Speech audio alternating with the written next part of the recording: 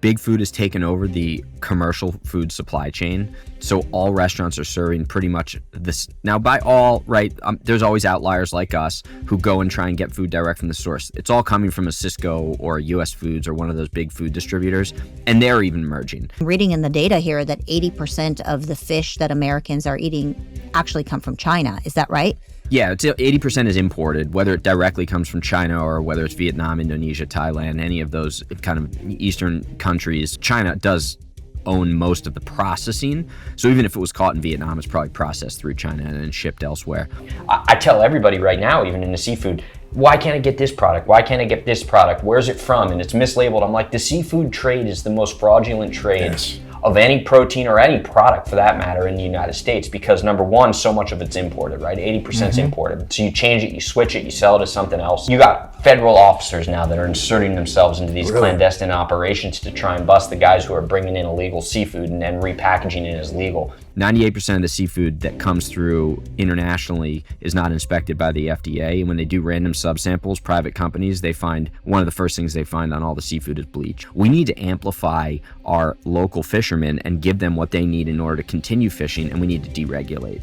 Because here's the thing. Nobody's going to take care of the ocean better than the fishermen. We don't need the government. They're sitting in an office in DC. If we actually start to allow open ocean permits to farm finfish properly, with organic feed, no chemicals, we will literally take over the world's seafood industry. We do need to bring a lot of American production in general back to America. I look at this through the lens of seafood and beef, but let's talk about seafood because I think it's a great microcosm for the conversation as a whole and people can understand it more. The majority of seafood that is caught in the United States is caught here and it is shipped overseas in order to be processed, frozen, and packaged and then sent back to the United States. It's anti-American. It's That's what it is. And Yep. so then I guess that what they would do is they'll say, okay, well, let me ship it out to China or Australia and have Bingo. it shipped back Bingo. into the United States so I don't Bingo. have to deal with the local. Yep.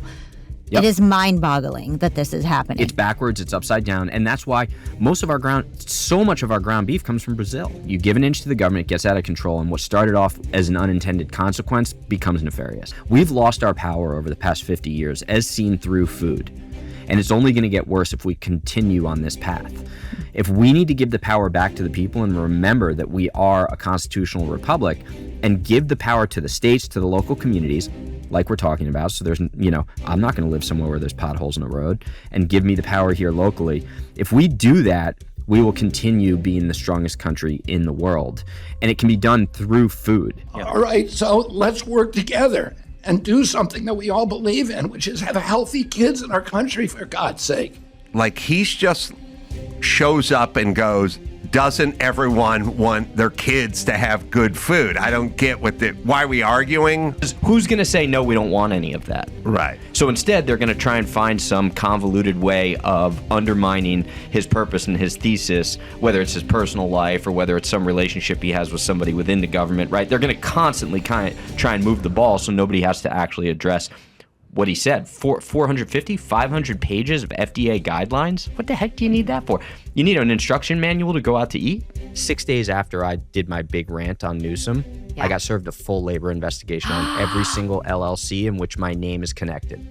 Now, why that's important is that when you get served an investigation by the Department of Labor, it's because employees, right? And we said, was there a complaint? What was it? What triggered this? Nothing, right? It was well over six figures we had to fight. Oh my God. And it was my wife and I. She got targeted, and it was like subpoenas, everything. No justification. Nothing. You know when the lawsuit dropped? When? It got dropped the day his recall was approved. Wow. Like how crazy is that?